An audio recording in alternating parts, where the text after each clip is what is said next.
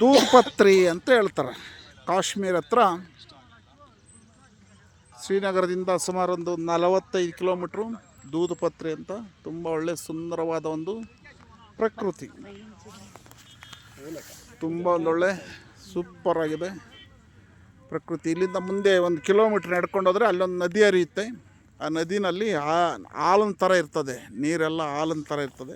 ಅದಕ್ಕೆ ದೂದ್ ಪತ್ರಿ ಅಂತ ಇದಕ್ಕೆ ಹೆಸರು ಕರೀತಾರೆ. ಬ್ಯೂಟಿಫುಲ್ ನೋಡಿ, ಸಣ್ಣ ಸಣ್ಣ ಹೂಗಳಿದೆಯಲ್ಲ, ಎಲ್ಲ ಕಲರ್ ಹೂಗಳು. ಅದನ್ನು ಸ್ವಲ್ಪ ಹೂವು ಬಂದರೆ ತುಂಬ ಚೆನ್ನಾಗಿರ್ತದೆ ನೋಡಿ. ಎಷ್ಟು ಬ್ಯೂಟಿಫುಲ್ ಪ್ಲೇಸ್ ನೋಡಿ. ಇಲ್ಲಿ ನಮ್ಮ ಚಂದ್ರಣ್ಣವರು, ಶ್ರೀದೇವಮ್ಮವರು, ಜೈ ಗುರುದೇವ್. ತಗೊಳ್ಳಿ ಚಂದ್ರ, ಈ ಕಡೆ ತಗೊಳ್ಳಿ, ಹಂಗೆ ಈ ಕಡೆ ಕೈ ಹಾಕ್ಬಿಡ್ರಿ, ಬೆರಳು ಬರುತ್ತೆ.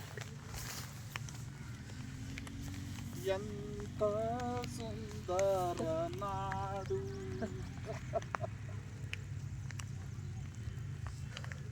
ಭಗವಂತನೇ ಪ್ರಕೃತಿ, ಪ್ರಕೃತಿನೇ ಭಗವಂತ. ಗುರುಗಳು, ನಮ್ಮ ಗುರುಗಳು ತೇಲಾಡ್ತಾವ್ರೆ ದೂದ್ ಪತ್ರಿನಲ್ಲಿ. ತುಂಬ ಆನಂದದಾಯಕವಾಗಿ ಆನಂದ ಪಡ್ತಾ ಇದ್ದಾರೆ. ಆನಂದಕ್ಕೆ ಪರಿವೇ ಇಲ್ಲದಂತೆ ಇದೆ. ತುಂಬ ಚೆನ್ನಾಗಿದೆ ದೂದ್ ಪತ್ರಿ.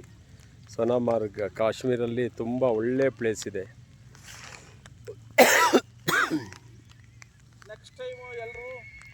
ಪ್ರತಿಯೊಬ್ಬ ಯೋಗ ಬಂಧುಗಳು ನೆಕ್ಸ್ಟ್ ಟೈಮು ರೆಡಿ ಆಗಬೇಕು.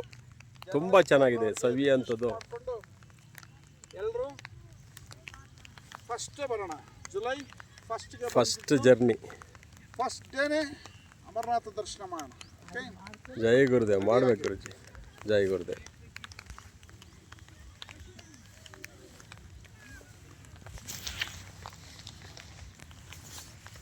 ತುಂಬ ಧನ್ಯವಾದಗಳು ಚಂದ್ರಣ್ಣವರೇ, ಒಂದು ಒಳ್ಳೆ ವಿಡಿಯೋ ಮಾಡಿಕೊಟ್ಟಿದ್ದೀರಾ.